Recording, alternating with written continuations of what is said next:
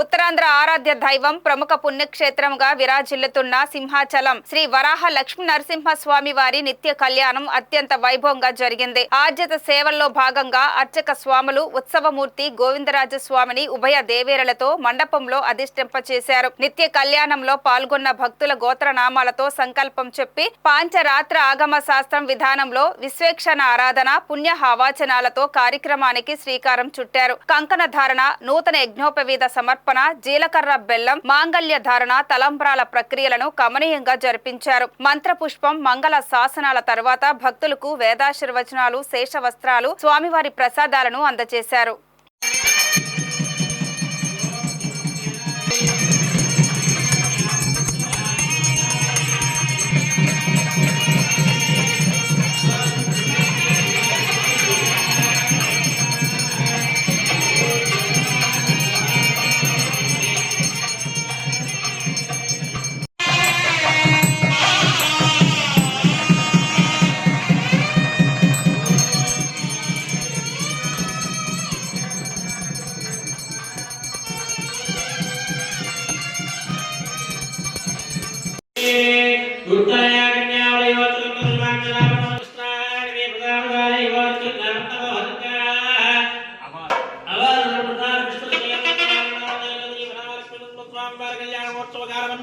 ఈనాడు కళ్యాణ సమర్పించిన మధుభట్ట